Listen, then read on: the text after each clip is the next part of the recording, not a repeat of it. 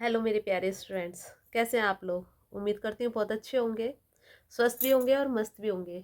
मैं आपकी मैम अरुणा गुप्ता आपके अपने YouTube channel grow with Aruna Gupta ma'am पर स्वागत करती हूँ। और आज आपके लिए क्लास 6 का चैप्टर नंबर 3 लेके आई हूँ। समाज विज्ञान का है ये, और आपको क्या करना है, इसे बहुत अच्छी तरीके से पढ़ना है, समझना है। यदि आपको कुछ ऐसा लगे कि नहीं समझ में आया तो आप कमेंट करके बता सकते हैं। वीडियो को लाइक शेयर सब्सक्राइब जरूर कीजिएगा। चैप्टर है आपका स्थल रूप और जीवन। ये चैप्टर नंबर 3 है, और बहुत अच्छे से आप इसे समझने की कोशिश कीजिएगा, क्योंकि ये चैप्टर आपके लिए बहुत मेन है। इस चैप्टर के अंदर आप बहुत सारी ऐसी जानकारियाँ लेंगे जो बहुत महत्वपूर्ण है। मतलब आप पृथ्वी के बारे में जानेंगे, आप जमीन के बारे में जानेंगे, यानी भूमि के बारे में जानेंगे, और आप इसे पढ़ क्यों रहे हैं ये भी आप इस वाले चैप्टर के अंदर जान जाएंगे। तो आप प्लीज़ वीडियो को लाइक शेयर सब्सक्राइब जरूर कीजिएगा और बहुत अच्छी तरीके से इसे पढ़िएगा चैप्टर को। अगर आपको एक बात कोई समझ नहीं आती है तो आप वीडियो को पॉज करके या फिर आप उसको रिवर्स करके भी देख सकते हैं और दोबारा भी देख सकते हो, जिससे आपकी प्रैक्टिस बहुत अच्छी हो जाए। इसके बाद मैं आपके लिए कुछ नोट्स भी लेके आऊँगी, लेकिन पहले आप इस चैप्टर को समझिए और सेकेंड टर्म की आप तैयारी कीजिए। और ये वीडियो केवल 6 क्लास के लिए ही नहीं, बल्कि जो कॉम्पिटिटिव एग्ज़ाम्स देते हैं आप सभी, उनमें सब में ये हेल्पफुल है। और आपको पता ही है कि एनसीईआरटी तो सभी एग्ज़ाम्स में पूछी जाती है। आप सभी पढ़िए, समझिए। हमारा वीडियो को चैप्टर लाइक है शेयर स्थल सब्सक्राइब जरूर रूप एवं कीजिएगा। जीवन। अब मिलती हूँ मैं स्थल आपसे रूप चैप्टर। यानी कि जो हमारी भूमि है उसके अलग अलग प्रकार, उसके अलग अलग रूप और उस पर जीवन, चाहे वो मनुष्य का जीवन हो, चाहे किसी जीव जंतुओं का जीवन हो, किसी का भी जीवन। तो अब ये देखो कि हिंदू धर्म में 4 वेद हैं, जैसे ऋग्वेद, अर्थवेद, सामवेद, यजुर्वेद। उनमें से एक है अर्थवेद। उसमें सूक्तियां दी हुई हैं, जो कि एक भूमि सूक्ति इसके अंदर दी हुई है। भूमि सूक्त पृथ्वी के लिए स्रोत है ये, यानी कि पृथ्वी के लिए उसका उसको याद करने के लिए, पृथ्वी यानी धरती यानी स्थल, इसको याद करने के लिए।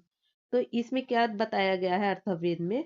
मनुष्यों के भार से मुक्त, अनेक प्रकार की ऊंचाइयों, ढलानों और विशाल सपतन जितनी भी प्लेन भूमि है, समतल भूमि से युक्त, अनेक प्रकार की शक्तियों से संपन्न, पेड़ पौधों को आधार प्रदान करती हुई, यानी पेड़ पौधों को धारण करने वाली, उसको जमीन देने वाली, उसको आधार देने वाली ये भूमि हम सभी के लिए विस्तार को प्राप्त हो। यानी ये जो जमीन है ये हम सबको जो है विस्तार से, यानी बहुत फैले हुए रूप में हम सबको ये प्राप्त हो जाए, मिले, और अपनी संपन्नता को ये प्रदर्शित करे। पृथ्वी मेरी माता है और मैं उसकी संतान हूँ। ये कहाँ पर लिखा है? पृथ्वी मेरी माता है, यानी मेरी, मैं इसको अपनी माँ मानता हूँ और मैं इस पृथ्वी की संतान हूँ। ये आपकी अर्थवेद में आपके एनसीईआरटी में क्या बताया दिया गया हुआ है, है। देखिए ये आपको आप। देखो हमारी पृथ्वी अगर देखा जाए तो कितनी सुंदर है, कितने इसमें प्राकृतिक, मतलब इतनी आंखों को संतुष्टि देने वाली, इतनी सुंदरता हमारे यहाँ पर विद्यमान है, जिसे हम नहीं देख पाते। और क्यों नहीं देख पाते, ये आप सबको पता है कि इतने हम लोग काम में इतने व्यस्त हो गए हैं, इतनी हमने, हमारी जो जनसंख्या है वो इतनी बढ़ गई है कि हम काम धंधे से अपने नहीं बच पा रहे हैं, और हम प्रकृति की सुंदरता को ले ही नहीं पा रहे। यानी कि हमें नष्ट करने वाले भी कौन है? मनुष्य ही हैं। फिर ये देखो कुछ महत्वपूर्ण प्रश्न जो इसके अंदर आपको देखने को मिलेगा कि क्वेश्चन होगा, स्थल रूपों के प्रमुख प्रकार कौन कौन से हैं। जो आप इस चैप्टर के अंदर पढ़ोगे तो उसमें मेन क्वेश्चन आपके दिमाग में क्या आएगा कि ये जो जमीन है ये कितने रूपों में हो सकती है, कितने इसके प्रकार हो सकते हैं, और जीवन, संस्कृति के लिए इनका क्या महत्व है। यानी इन स्थल रूपों का, इन जमीनी आकारों का हमारे जीवन पर या संस्कृति पर क्या इसका महत्व है। दूसरा कुछ क्वेश्चन है जो आपके मन के अंदर आएगा ये, और इसको आप सॉल्व कर पाओगे इस किताब में। तो वो है प्रत्येक स्थल रूप के साथ संबंधित जीवन, यानी कहाँ पर कौन सा स्थल किस रूप में है, और वहां पर कौन सा जीवन, यानी कि कौन सी जिंदगी वहां पर रह सकती है या रहती है। क्या क्या चुनौतियां या फिर क्या क्या उसके पर जो है इसका परिचय क्या आप क्या उसको पढ़ोगे अवसर मिलते हैं वहां तो परिचय में आप रहने के, पढ़ोगे। सरवाइव। अन्य स्तनधारी जीवों के समान मानव भी पृथ्वी पर निवास करता है। आप सबको पता है कि जो हम इंसान हैं, ये पृथ्वी पर निवास करते हैं, यानी इस धरती पे रहते हैं। और बहुत सारे ऐसे स्तनधारी जीव हैं जो बच्चों को दूध पिलाते हैं। स्तनधारी कहते हैं जो अपने बच्चों को दूध पिलाते हैं। ऐसे जीवों को हम स्तनधारी जीव कहते हैं। जैसा कि आपने देखा है, भूमि में अनेक रूप से और विशेषताएं हैं। भूमि अलग अलग प्रकार की है, अलग अलग इसकी विशेषताएं हैं, ये सब आपको मालूम है। एक क्षेत्र से दूसरे क्षेत्र में इसका रूप जो है बहुत परिवर्तित हो जाता है। आप देखो कि आप अगर यहाँ पर बैठे हुए हैं, आप दिल्ली के अंदर है और यहाँ पे आपको समतल भूमि दिखाई दे रही है, लेकिन यदि आप दिल्ली में ही राष्ट्रपति भवन की तरफ जाएंगे तो वहां पर आपको ऊंचाई दिखाई देगी, यानी पहाड़ की तरह दिखाई देगा। पहाड़ एक टीला टाइप का आपको दिखाई देगा। आप हिंदूराव हॉस्पिटल की तरफ जाएंगे, वहां पे भी आपको ऊंचाई दिखाई देगी। और ये क्यों दिखाई देगी? क्योंकि दिल्ली से भी अरावली पर्वत श्रृंखला गुजरती है। हमारा राष्ट्रपति भवन अरावली पर्वत श्रृंखला पर बना हुआ है। और आपको यहाँ पर यमुना नदी भी देखने को मिलेगी। मान लीजिए कि आप झारखंड के छोटा नागपुर पठार के आते हैं, यानी कि उस वहां के क्षेत्र से आते हैं। उसकी सड़क द्वारा अगर आप यात्रा कर रहे हो और उत्तर प्रदेश के प्रयागराज, यानी जो पहले इलाहाबाद के नाम से मशहूर था, प्रयागराज पहुंचे हो और फिर उत्तराखंड में अल्मोड़ा तक जाते हो। अल्मोड़ा एक शहर का नाम है। इस रास्ते में आप अलग अलग दृश्य भूमि, यानी दृश्य भूमि बोलते हैं लैंडस्केप को, यानी लैंड, जमीन, जमीन के जो आपको अलग अलग सीन्स दिखाई देंगे। वास्तव में आपको तीन प्रकार के स्थल रूप देखने को मिलेंगे, यानी जो लैंड फॉर्म्स है तीन प्रकार की आपको देखने को मिलेंगी, जिनके बारे में हम अब पढ़ेंगे, अन्वेषण करेंगे। अन्वेषण यानी इसके बारे में हम खोज करेंगे। तो उस आगे बढ़ने से पहले आप क्या देखोगे, इसमें आपको मैं ये दिखाती हूँ थोड़ा सा, ये आप पढ़िए।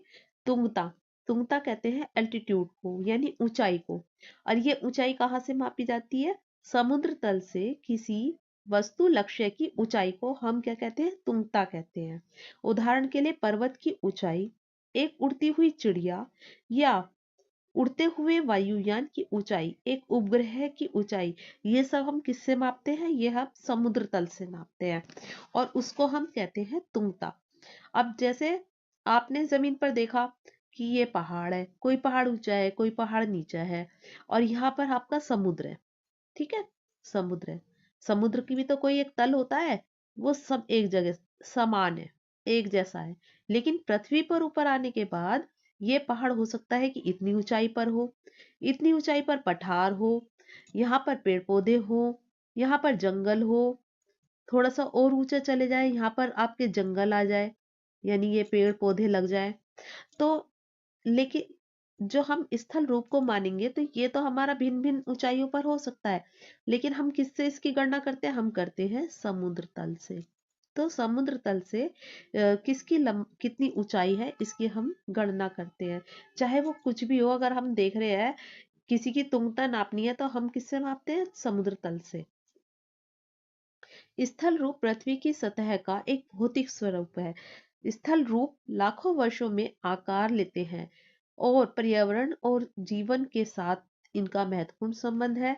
इन्हें व्यापक रूप से हम तीन श्रेणियों में बांटते हैं, जैसे पर्वत, पठार और मैदान। ये तीन रूप है जिनका रूप में हम इनको बांटते हैं।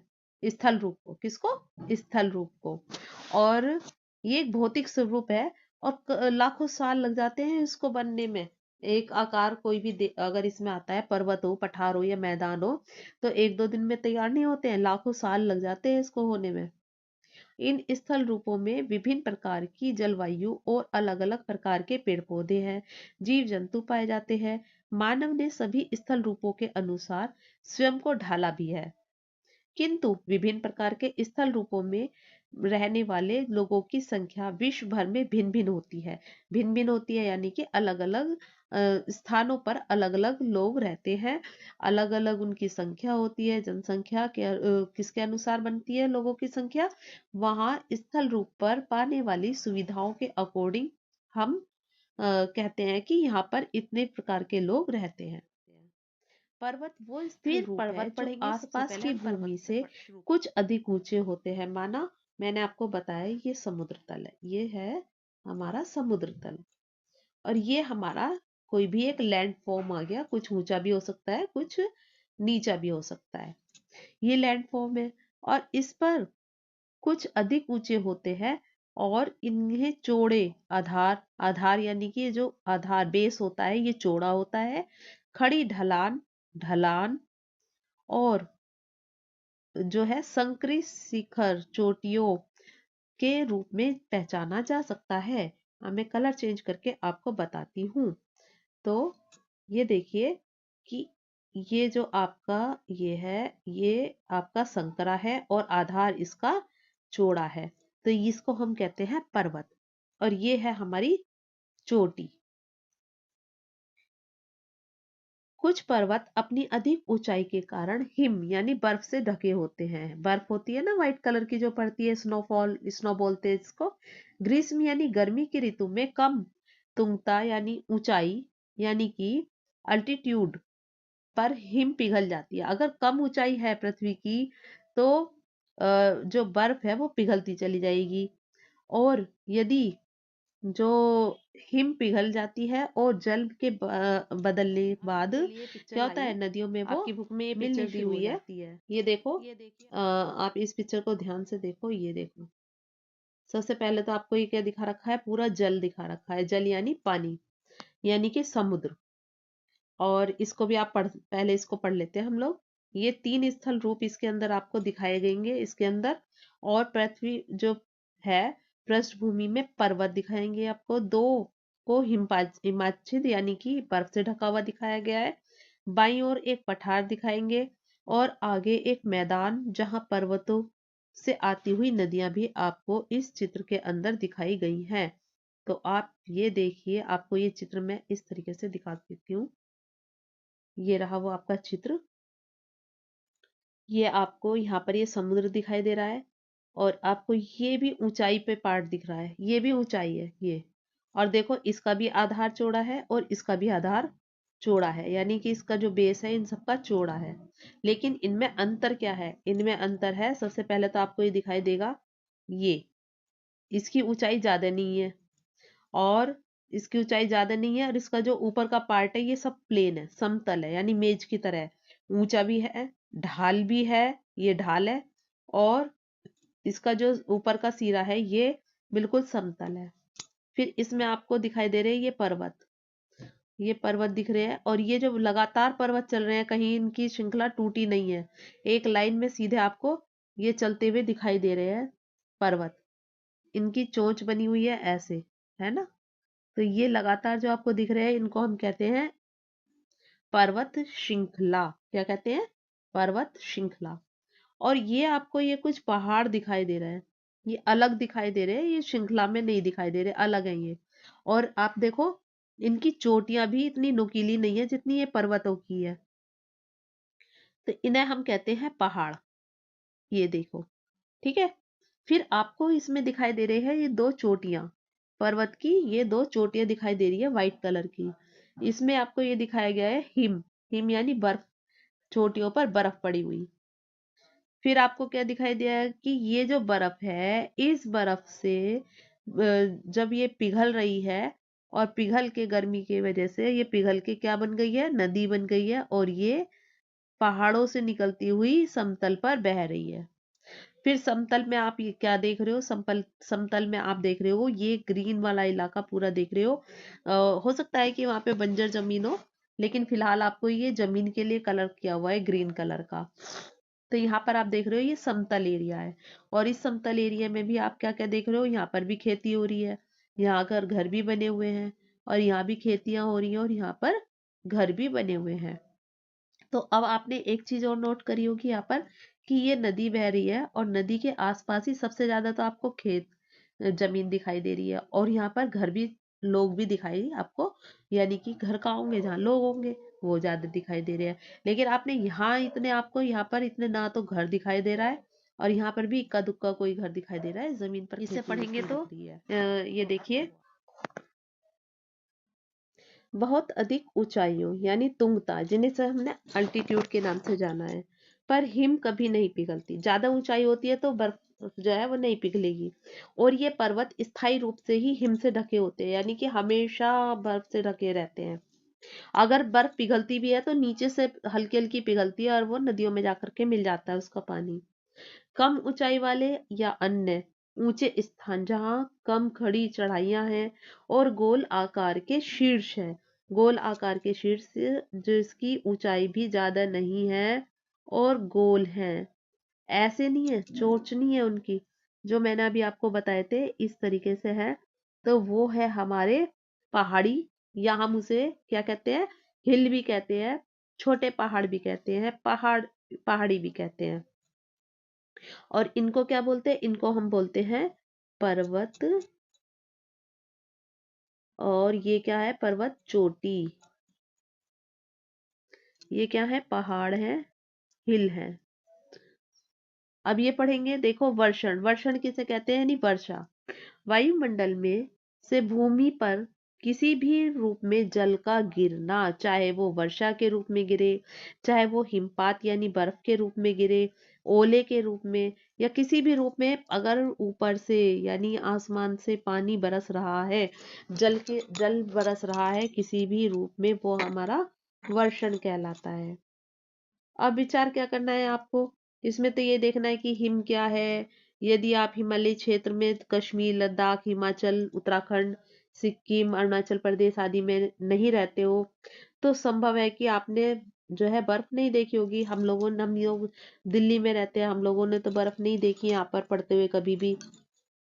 शेष भारत में अधिकांश वर्षण किस रूप में होता है, वर्षा के रूप में या फिर ओले के रूप में, जो कि हमारे यहाँ भी होता है। बहुत अच्छे स्थानों पर यदि काफी ठंडक है तो वहां जो है हिम गिरेगी, यानी वहां पर बर्फ गिरेगी।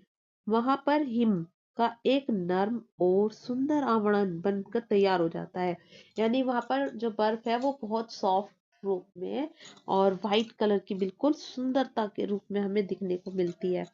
हिम और ओले का गिरना जो है वो वास्तव में जल का ठोस रूप में गिरना है। अगर ओले के रूप में वर्षा होती है पर्वत तो आपको यहाँ पर दिखाए हैं, उसे देखिएगा। हम जल का ठोस रूप कह सकते हैं। एवरेस्ट आपको दिखाया गया है, ये पूरा एवरेस्ट है। एवरेस्ट की चोटी संसार में सबसे ऊंचा पर्वत माना गया है। अंकोकागुआ, ये पर्वत दिखाया गया है, अंकोकागुआ। दूसरा है आपका किलिमंजारो, किलिमंजारो। और ये देखो ये वाला जो पर्वत है ये आपका किलिमंजारो है। और ये है ब्लॉन्ग पर्वत, ये देखो ये ब्लॉन्ग पर्वत है। और फिर आपको कंचनजंगा दिखाएंगे, जो कि हिंदुस्तान का सबसे ऊंचा पर्वत है। तो ये है आपका कंचनजुंगा, या जंगा, इसको जुंगा भी कहते हैं और जंगा भी कहते हैं। ये है अनाईमुडी, हमारे दक्षिण भारत का जो है पर्वत शिखर है, सबसे ऊंचा है ये, केरला का। और फिर इसमें हम और पढ़ेंगे आपके, देखो विश्व के जो है अधिकांश पर्वत की श्रृंखलाओं या के रूप में वर्गीकृत किया गया है। ये जो है आपके विश्व के अलग अलग पर्वत है, इनको श्रृंखलाओं में बांट दिया गया, उनके अनुसार, इनकी लंबाई के अनुसार इन्हें बांटा है। जैसे एशिया में हिमालय, यूरोप में अगर हम जाते हैं वहां पे हमें क्या देखने को मिलता है, वहां में आल्पस पर्वत देखने को मिलता है। और दक्षिणी अमेरिका में हमें देखने को मिलता है एंडीज। इसमें आपको सारी पिक्चरें देखने को मिलेंगी, अभी आपको दिखाएंगे, आप बस इन्हें समझते और वीडियो को लाइक शेयर सब्सक्राइब जरूर कीजिएगा बेटा। आपको पता है कि कितनी मेहनत से वीडियो बनती है, और मैं आप, ताकि आप उसे बार बार रिवाइज कर सके।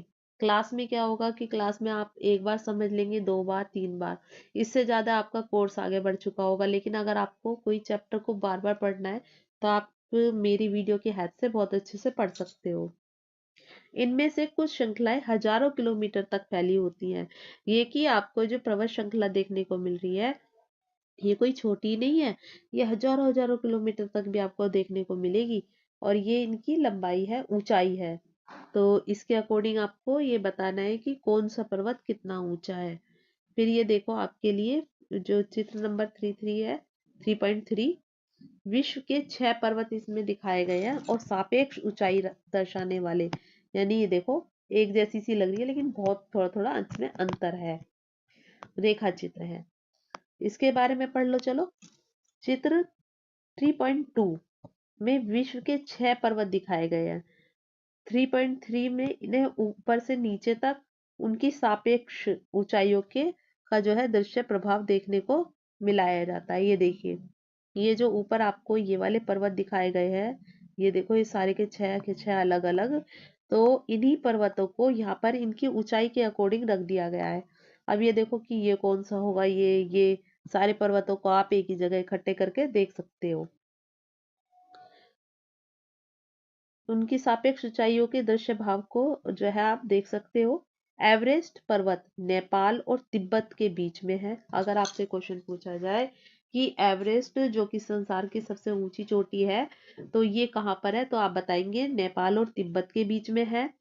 कंचनजंगा भारत के सिक्किम राज्य में है और नेपाल के बीच में है। हिमालय पर्वत की श्रृंखला की दो सबसे ऊंची शिखर चोटियां हैं, जो कि एक तो है आपकी एवरेस्ट और एक है आपकी कंचनजुंगा। जो कंचनजंगा है ये भारत में पड़ती है, सिक्किम राज्य में, और जो एवरेस्ट है वो नेपाल और तिब्बत के बीच में पड़ती है। नेपाल मान सकते हैं आप इसको। जो एंडीज है ये दक्षिण अमेरिका की, साउथ अमेरिका की पर्वत श्रृंखला है। और सबसे चोटी जो है, ये देखिए, ये ओकांकागुआ पर्वत है। यानी एंडीज पर्वत जो श्रृंखला है, ये एंडीज है अगर, तो इसकी कौन सी वाली चोटी, अकोंकागुआ, सबसे ऊंची चोटी मानी गई है, मानी नहीं गई है। पूर्वी अफ्रीका में किलिमंजारो, जब हम अफ्रीका मैप देखेंगे तो उसमें किलिमंजारो जो है वो सबसे एक पर्वत, पृथक पर्वत है। पृथक का मतलब है अलग है, कोई सी श्रृंखला का पार्ट ऐसे नहीं है, वो जो है किलिमंजारो एक अलग ही पर्वत है। इसको हम बोलते हैं किलिमंजारो। ये किसी श्रृंखला का भाग नहीं है, जो कि किसी श्रृंखला का यानी किसी भी लाइन का पार्ट नहीं है, वो अलग से स्टेब्लिश है। पश्चिमी यूरोप में ब्लॉन्ग पर्वत आल्प्स का सबसे ऊंचा पर्वत है। जो ब्लॉन्ग पर्वत है ये किसका उदाहरण है, ये है आल्प्स पर्वत का सबसे ऊंचा पर्वत। तो आपने कितने पढ़े, आपने एक सबसे पहले पढ़ा हिमालय की दो चोटी है, एक तो एवरेस्ट है और एक कंचनजंगा है। एवरेस्ट पूरे विश्व की सबसे ऊंची चोटी है और कंचनजंगा जो है वो भारत की सबसे ऊंची चोटी है। फिर आप देखोगे K2 के बाद में है कंचनजंगा। फिर आप देखेंगे हिमालय पर्वत श्रृंखला की दो सबसे ऊंची चोटियां। हिमालय पर्वत श्रृंखला की ये तो आपने देखी ली। अब एंडीज की देखिए, एंडीज की जो सबसे ऊंची है वो है अकोंकागुआ। और अफ्रीका में अगर आप किलिमंजारो पर जाएंगे तो वो किसी श्रृंखला का भाग नहीं है, एक अलग से ही एक पर्वत है जो कि अफ्रीका का सबसे ऊंचा पर्वत है। और अगर आप पश्चिमी यूरोप में जाते हो तो वहां देखोगे ब्लॉन्ग पर्वत आल्प्स का सबसे ऊंचा पर्वत है ये। और अगर आप दक्षिण भारत की देखेंगे तो अनाईमुडी केरल में है, जो कि जिसे हम अनाई शिखर या फिर अनाईमुडी के नाम से जानते हैं। और ये दक्षिण भारत का सबसे ऊंचा पर्वत शिखर है। अब आप थोड़ा सा इसके बारे में देख लीजिए, पर्वतीय वन किसे कहते हैं। पर्वतों पर जो वन लगे होते हैं, पर्वतों यानी कि जो ऊंचे ऊंचे पहाड़ है उन पर जो वन लगे होते हैं उनको हम कहते हैं पर्वतीय क्षेत्र में उगने वाले वनों का एक प्रकार है। फिर इसमें एक वर्ड मिलेगा मास। मास क्या है, मास है फूलों और वास्तविक जड़ों से रहित पौधा। एक छोटा हरा पौधा होता है जिसके ऊपर ना तो फूल लगते हैं और ना ही उसमें जड़ें होती है। यह वनस्पति जो बहुधा मखमली आवरण की तरह फैलता है।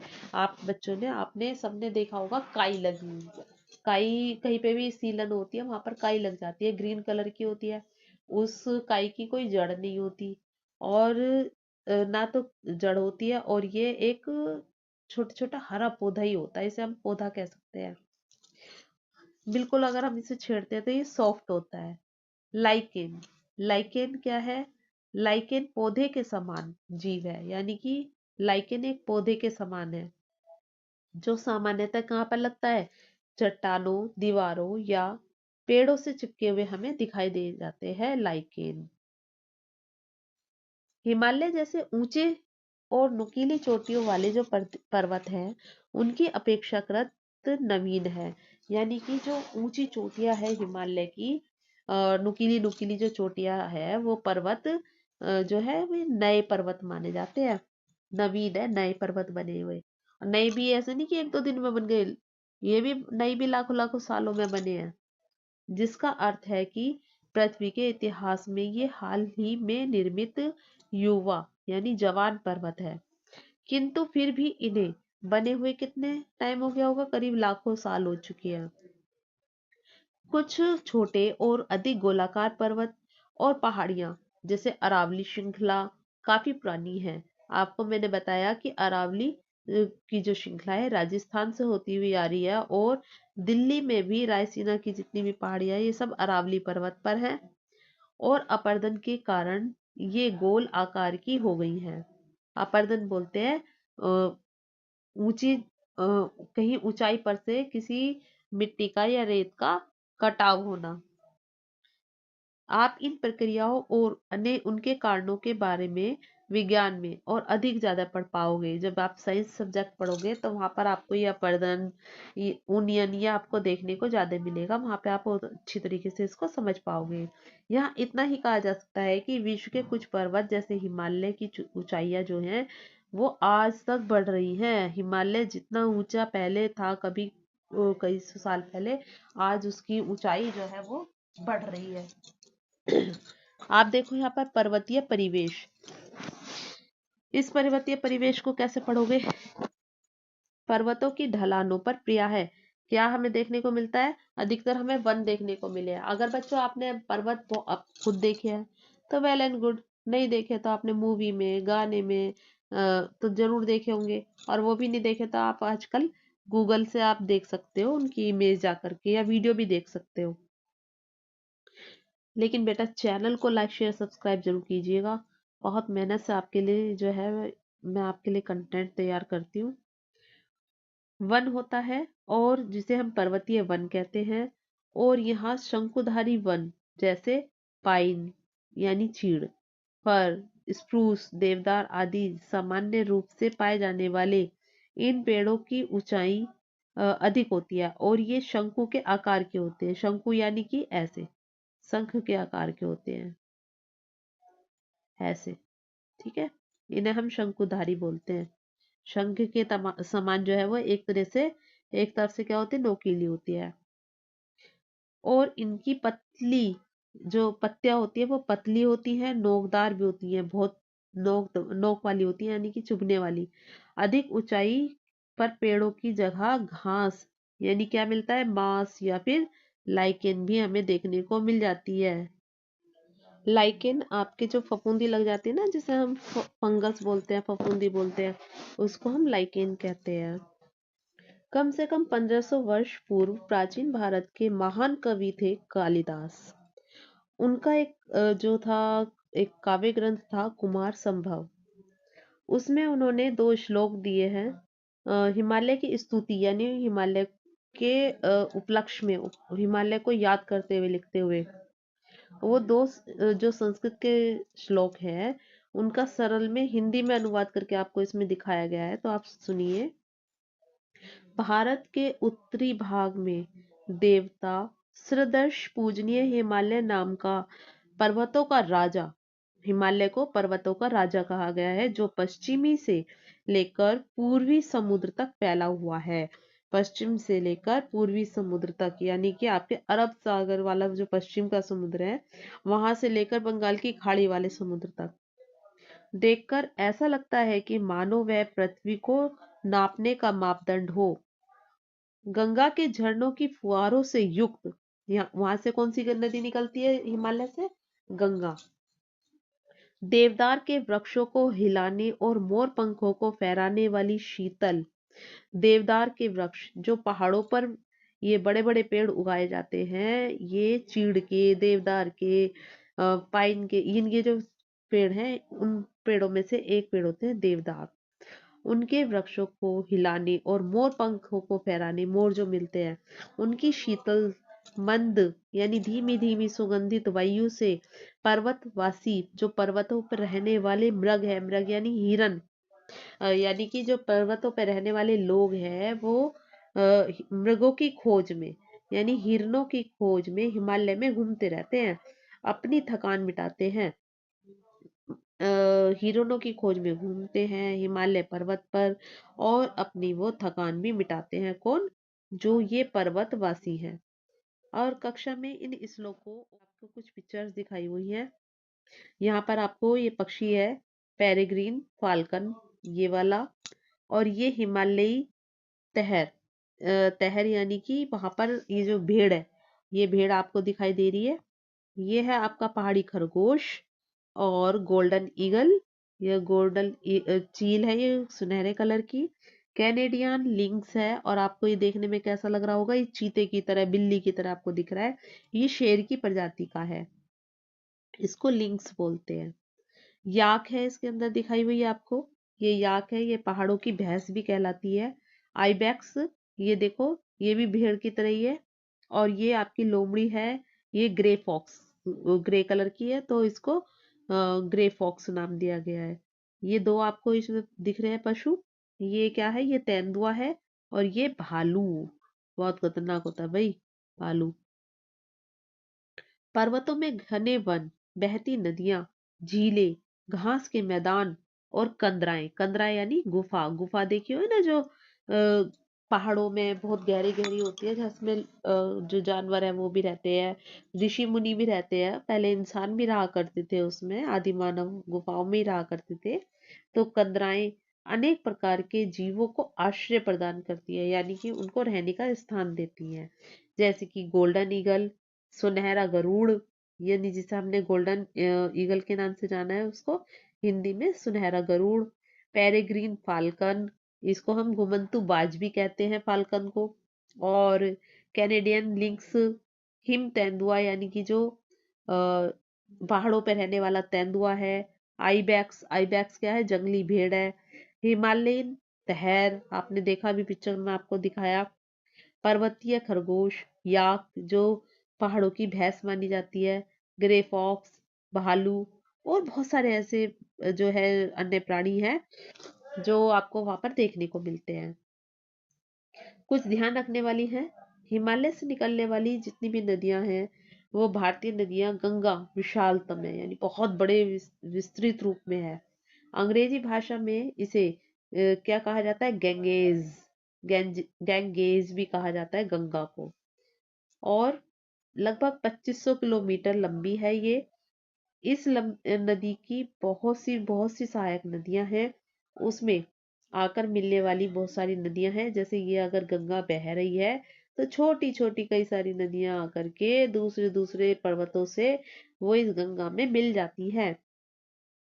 उनमें से कुछ जैसे यमुना और घाघरा, ये नदियां भी कहाँ से निकलती है? हिमालय से निकलती हैं। अन्य नदियां, जो और बहुत सारी नदियां हैं, जैसे सोन, गंगा के मैदान के दक्षिण में पड़ने वाले विंध्याचल की श्रृंखलाओं से निकलती है। देखो आपको मैं बताती हूँ, ये मैं भारत का जम्मू कश्मीर वाला पार्ट बना रही हूँ, और ये मेरा अरुणाचल प्रदेश वाला, असम वाला है, और ये मेरा जो है बांग्लादेश से निकल करके पश्चिम बंगाल, ये, और ये इधर राजस्थान, और ये जो है गुजरात। ये जहाँ पर जी विंध्याचल पर्वत है, विंध्याचल, विंध्याचल दक्षिण की तरफ है, भारत के दक्षिण की तरफ हो गया, ये उत्तर का इलाका हो गया, ये उत्तर हो गया। और यहाँ पे से सोन और गंगा के मैदान दक्षिण में पड़ते हैं। सोन नदी और गंगा के मैदान जो है हमारे भारत के पहाड़ों की दक्षिण की खेती तरफ दिखा को रखी है पड़ते हैं। इसमें। ये इसको हम बोलते हैं वेदिका कृषि। वेदिका यानी वेदिका बनाते हुए, यानी ये इस तरीके से स्टेप्स बनाते हुए। उत्तरी भारत की तरफ ज्यादा देखने को मिलती है पहाड़ों पर। आपको इससे पता चल रहा है कि ये ऊंचाई पर है, यानी ये ऊंचाई से ढलान की तरफ है। और ये भी आपको इसमें दिखाई दे रहा है कि ये सीढ़ी नुमा है। ये देखो, ये थोड़ी ऊंचाई पे चढ़े, फिर ये, और हर खेत की बाउंड्री बना रखी है, वेदिका बना रखी है ये, ताकि इधर से जो भी उपजाऊ मिट्टी है या पानी के जरिए ये पानी भी नीचे ना जा पाए, अपने खेत को ही पूरा उपजाऊपन मिले। ऐसे इधर, ऐसे इधर।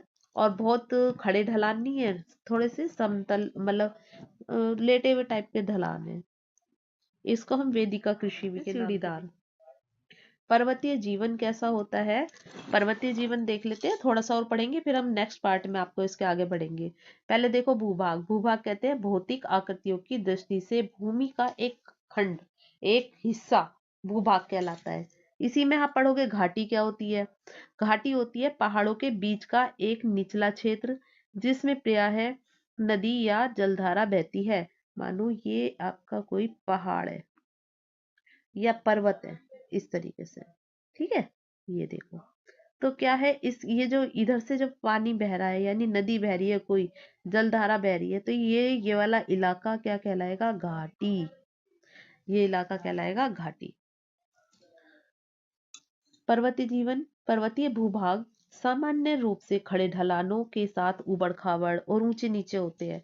जो पर्वत के भाग हैं, आपको ये देखो, ये पूरा सीधा नहीं होता, थोड़ा सा खड़ा तो है ही, साथ में उबड़ खाबड़ भी है और ऊंचा नीचा भी है।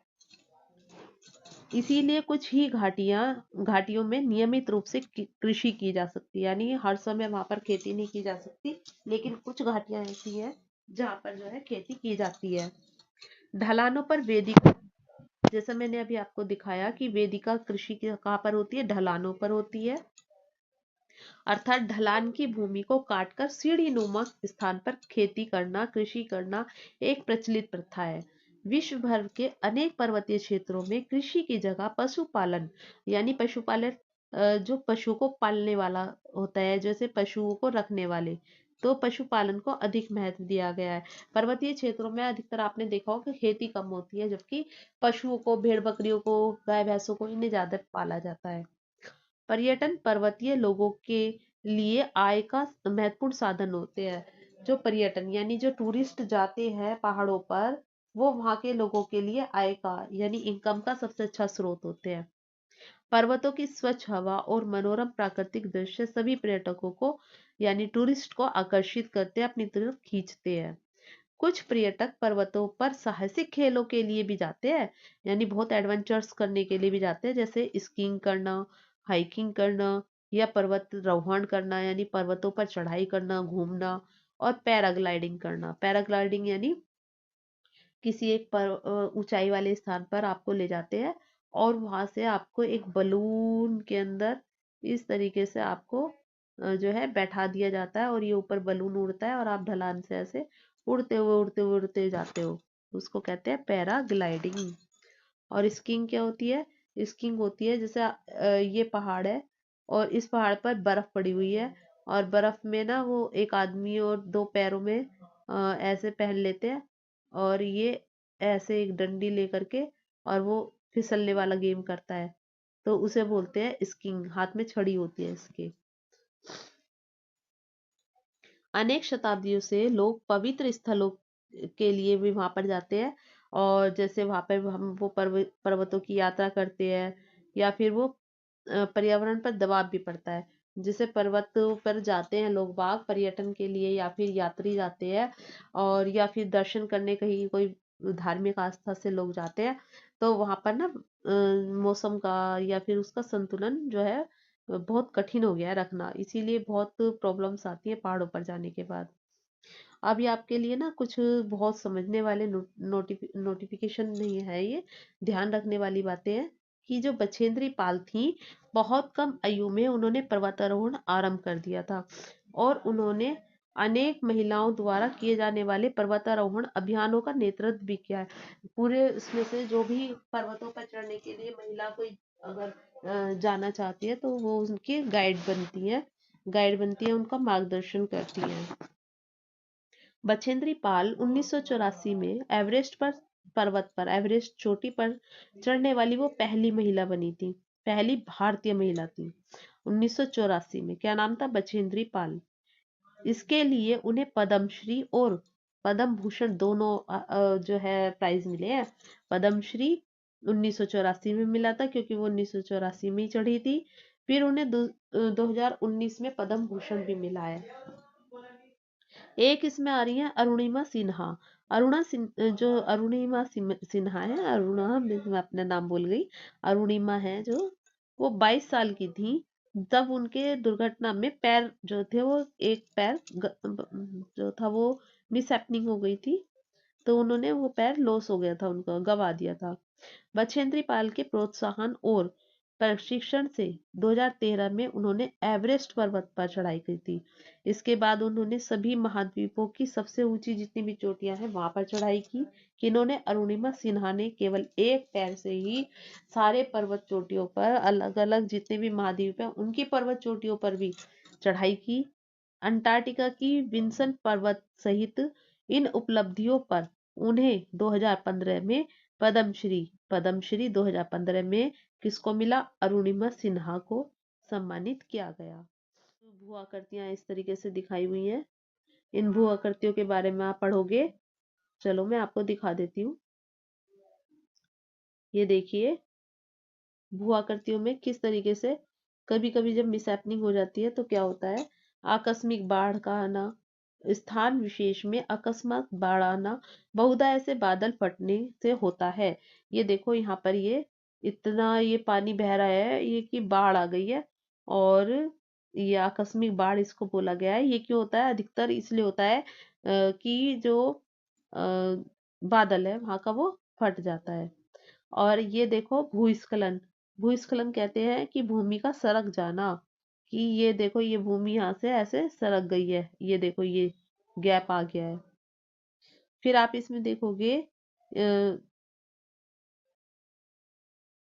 और भूस्खलन में गैप भी आता है, साथ में क्या होता है कि आस पड़ोस से यानी कि ये देखो आप ध्यान से देखो, ये देखो यहाँ से जो है कोई भी एक चट्टान आकस्मिक आकर के इस तरीके से टूट कर या जोर से आकर के गिर जाती है।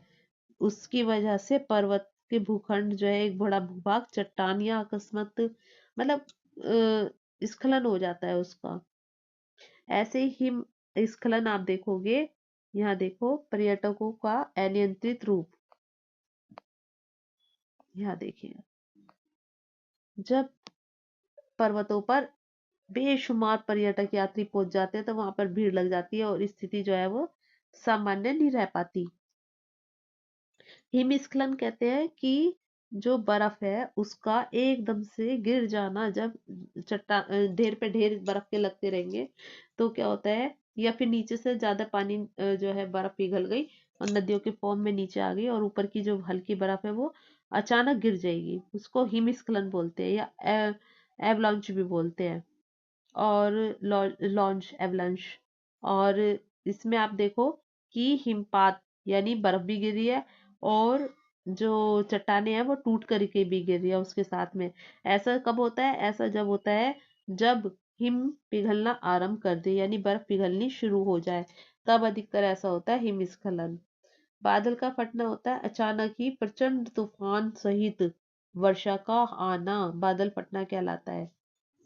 और इधर देखो भारी हिमपात हो रहा है यानी वर्षा हो रही है इधर, ये देखो कितनी भारी मात्रा में वर्षा। ये ये देखो सारा पूरा का पूरा क्या है, पूरा भर गया बर्फ से।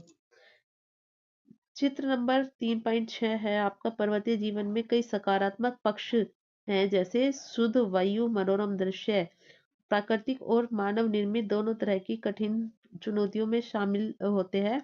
और इसी में आपको ये दर्शाया गया है, आपको इसमें दिखाया गया है। कुछ औरतें यहाँ फिर आपको थोड़ा सा ध्यान रखना है, यहाँ पर पढ़ लेते हैं इसको भी। विश्व भर में अनेक पारंपरिक समुदाय पर्वतों को पवित्र स्थल मानते हैं, जैसे हिंदू धर्म में या फिर आप और कोई भी धर्म देखो वहां पर भी पर्वतों को जो है पूजा स्थल मानते हैं। जैसे माउंट एवरेस्ट विश्व का सबसे ऊंचा पर्वत तो है और जिसकी ऊंचाई कितनी है 8,849 मीटर और यह है समुद्र तल से। इसके अनेक नाम हैं। तिब्बत में इसी माउंट एवरेस्ट को चोमोलुंगमा कहते हैं, जिसका मतलब होता है जगत जननी। पर्वत की उसी रूप को पूजा करते हैं। और नेपाल में इसे सागर माथा कहते हैं। सागर माथा का मतलब होता है आकाश की देवी। इसी को ही तिब्बत में जाए तो कैलाश पर्वत बोलते हैं माउंट एवरेस्ट को।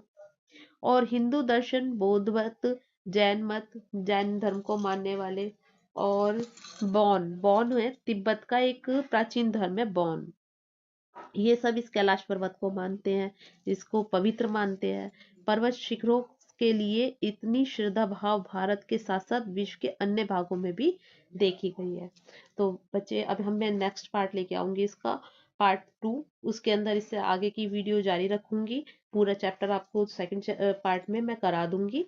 आप इसी पार्ट को बार बार देखिए, समझिए, और ये आपके लिए बहुत हेल्पफुल है। वीडियो को लाइक शेयर सब्सक्राइब जरूर कीजिएगा बेटा, ताकि आपके लिए मैं और भी ऐसी अच्छी अच्छी सी वीडियोस बना सकूं, मैं मोटिवेट हो सकूं। नेक्स्ट पार्ट में आपसे मिलती हूँ थोड़ी देर में।